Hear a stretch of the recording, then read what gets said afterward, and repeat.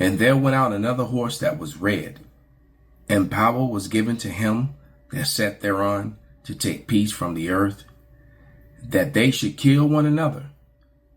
And there was given unto him a great sword.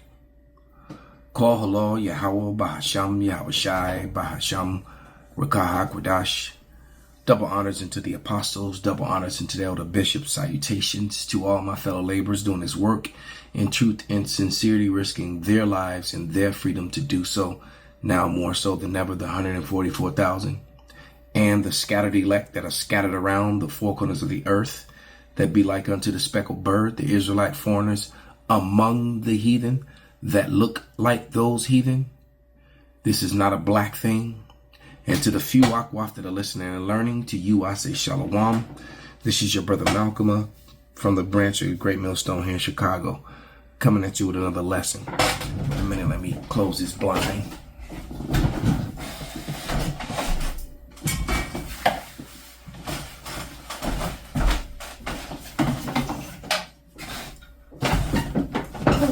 All right, Salakia. But yeah, I'm just gonna play a couple, videos, a portion of them, and just read some scriptures. And basically, the name of this lesson is gonna be called "Unethical, Cowardly Warfare," Revelation 6 and 4. And we're just, pondering on Amalek's behavior in the past, and what they're doing today. And it's funny too that this is called colonial outcast. But without any further ado, the colonial outcast.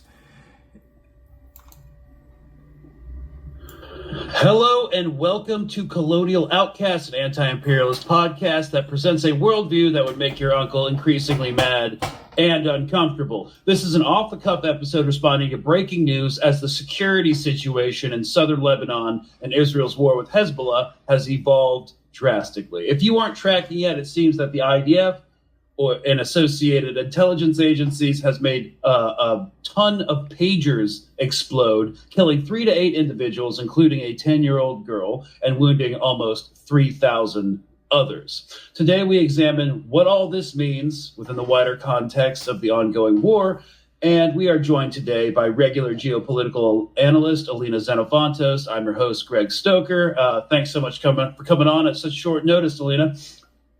Thank you. This is going to be a very interesting one, so thank you.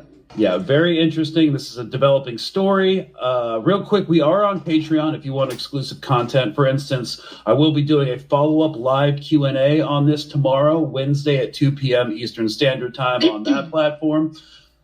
We are demonetized on all platforms except Patreon, so if you're picking up what we're putting down and want to help us grow, we'd appreciate the support as we try and build out this platform. Plug over. All right. So what happened earlier this morning? Hundreds of pagers blew up at the same time across Lebanon on Tuesday in an apparently coordinated attack that killed 8 people and injured more than 2,700, health officials said on Tuesday. The attack came a day after Israeli leaders had warned that they were considering stepping up their military campaign against Hezbollah. Hezbollah said that pagers belonging to its members had exploded and accused Israel of being behind the attack. The Israeli military has declined to comment. However, one of Netanyahu's aides hinted that, they did. And obviously, it's the most informed supposition you can make. The wave of explosions left many people in Beirut in a state of confusion and shock. Witnesses reported seeing smoke coming from people's pockets, followed by small blasts that sounded like fireworks or gunshots. Amateur footage broadcast on Lebanese TV and within different Telegram channels showed chaotic scenes at hospitals, wounded patients with fingers missing, leg wounds from, if they were being held in their pockets, and burn injuries. They were seeking treatment and sirens blared throughout the city. So I'm going to pause this right here. And I'm going to read, a couple of, in the ticker tape, this one with the smile on her face, Sky News Australia. Genius intelligence operation, Sherry Markson, Laos Hezbollah.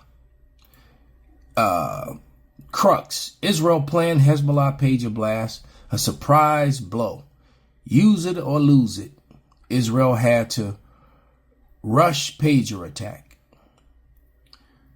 Pager attack on Hezbollah has psychological, this is from the news station. So they're very proud of this was a very cowardly thing, to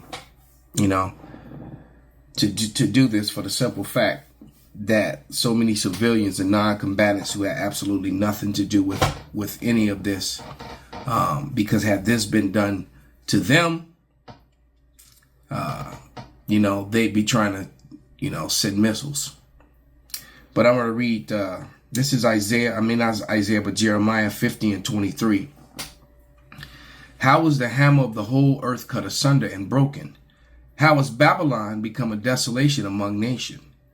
I have laid a snare for thee, and thou art also taken, O Babylon, and thou was not aware. Thou art found, and art caught also, because thou hast striven against Yahweh. Yahweh hath opened his armory, and hath brought forth the weapons of his indignation. For this is the work of the Lord power of hosts in the land of the Chaldeans. Come against her from the uttermost border, open her storehouses, cast her up as heaps, and destroy her utterly. Let nothing of her be left. So basically, these Israelis, the least of the flock, whom the Lord has had war with Amalek, and as Bibi Milkowski, also known as Netanyahu, tried to project his heritage onto the Palestinians.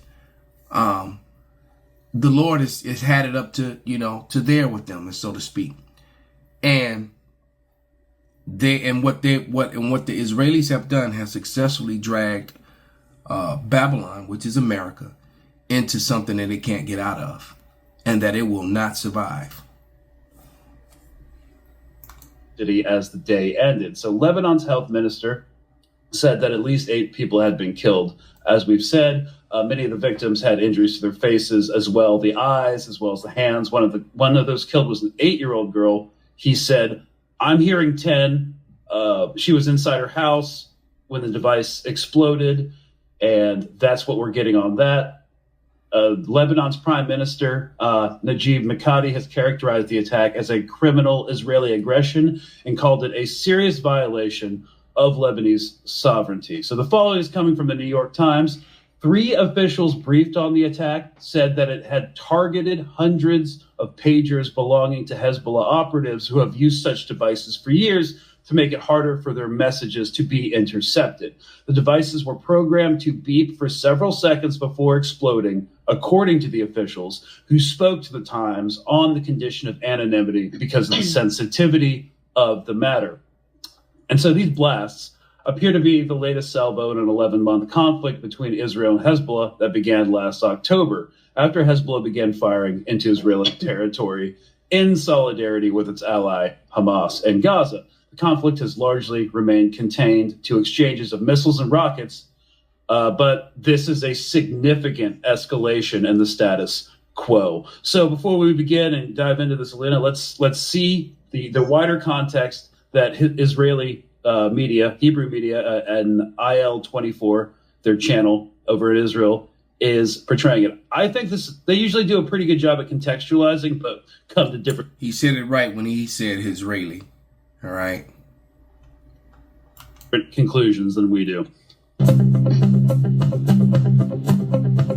After more than 11 months of cross-border shelling by Hezbollah into northern Israel, Prime Minister Netanyahu says the situation cannot continue. Netanyahu was speaking ahead of his meeting with visiting U.S. envoy Amos Hochstein. And again, this is from yesterday. And again, why don't you just call him Milkowski, his real name?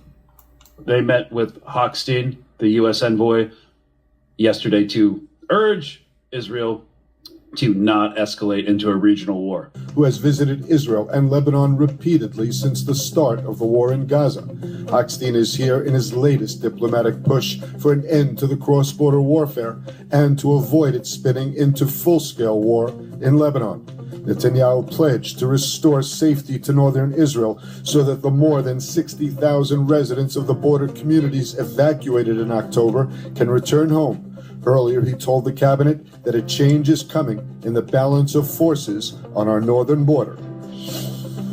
More information is emerging on the missile fired at central Israel yesterday by Houthi rebels from Yemen. The missile evaded Israel's advanced detection systems and was not brought down until it was over Israeli airspace, raising questions for air defense. Well, they're showing that they're not safe. This is Ezekiel 7 and 18. All right. Now, though this chapter was about the destruction of the true Israelites, in the ancient time, remember the duplicity of the scriptures. All right. There's many things that was talking about Israel that's applied to Esau today. But this is Ezekiel 7 and 18.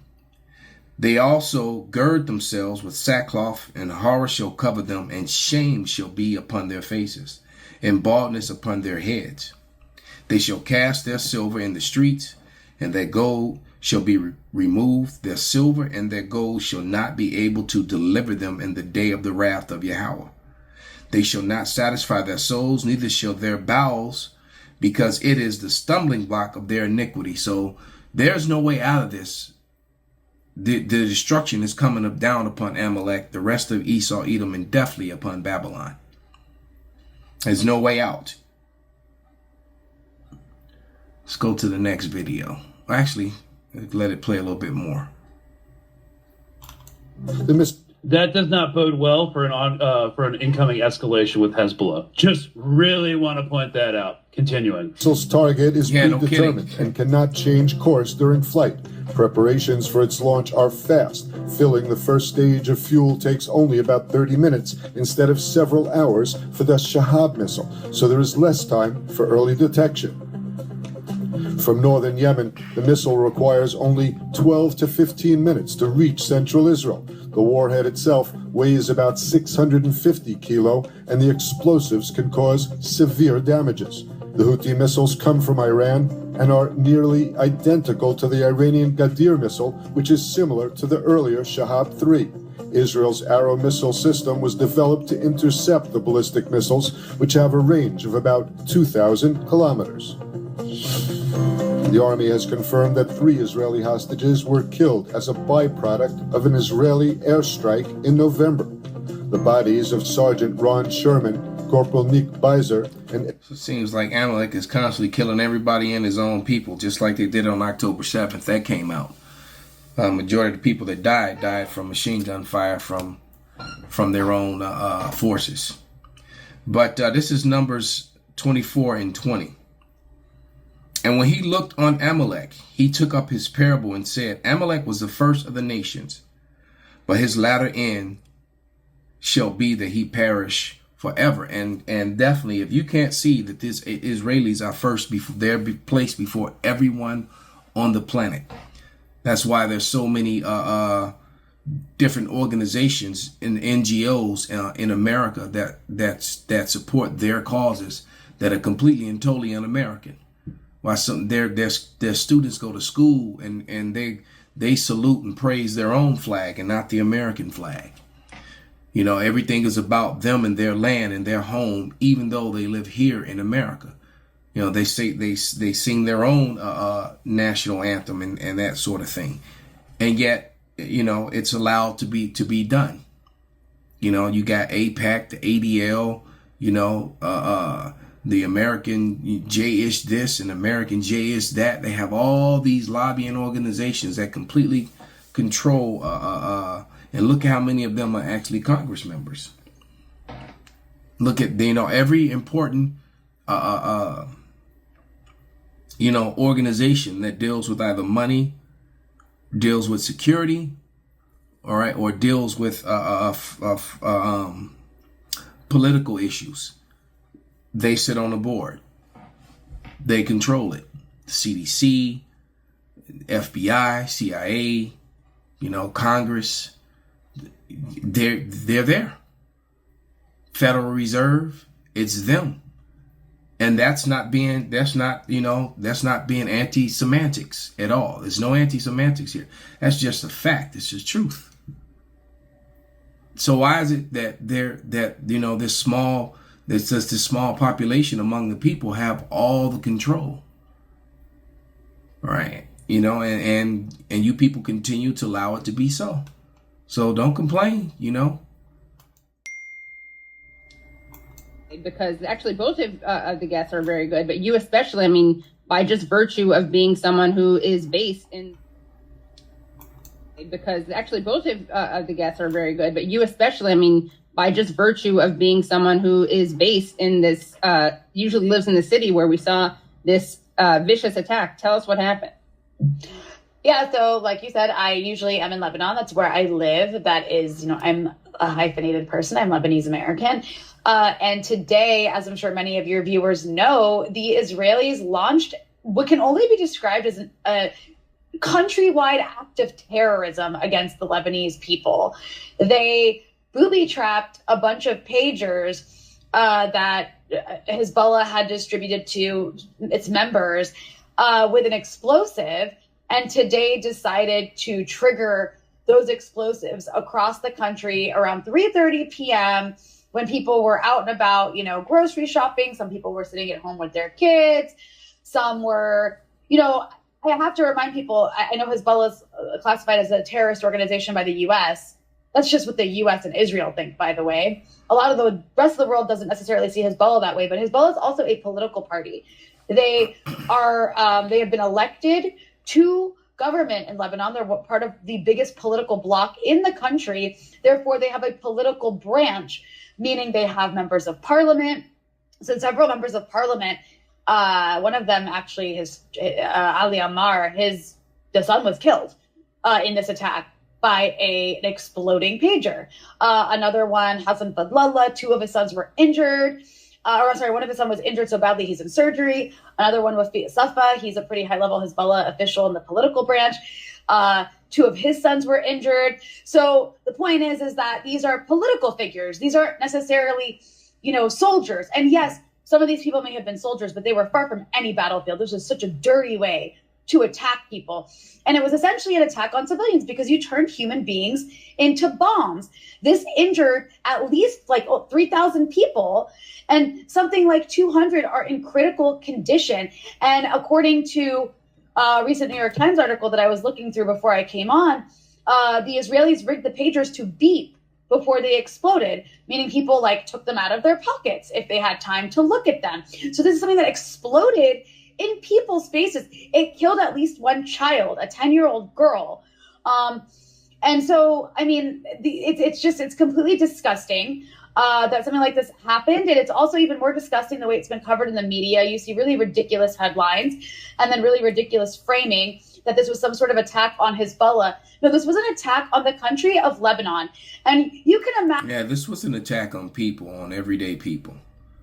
Like I said, you can only imagine the outrage that would be coming from America had that been done here in America, to the ish population while they were running errands and shopping and at school, and it beeps and the kid picks it up to bring it to his mother and it blows up.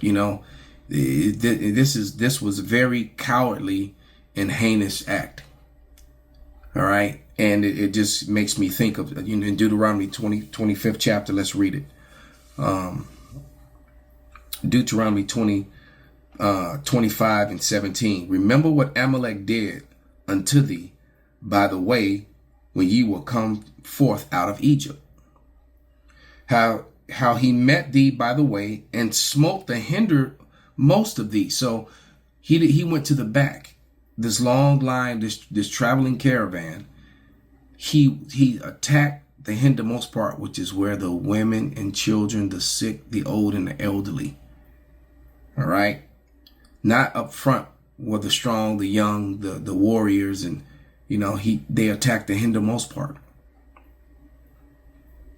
All right. How he met thee by the way and smote the hinder of thee, even all that were feeble behind thee, when thou wast faint and weary, and he feared not God. And see, they don't fear. So you traveling, you have no food, you have no water. He attacks, and then he attacks the weakest of you. Esau is the biggest coward on the planet. And that's the way he gets down. And he did the same thing here when he took America. He did the same thing when he took Australia and every other place that he took. He attacked the weakest people. All right. And he has no fear of the Lord, but that's all going to change. Because see, what he doesn't understand is that he was allowed to do what he did just so he could get built up to this point. All right, so now he's big and bad. It's like a guy that sits up and lets you train all day long, lets you win some fights, let you get a name up for yourself and sit, but let you build up just so when he completely obliterates and embarrasses and shamefully beats you, all right, that you at your best was not even, he barely even broke a sweat.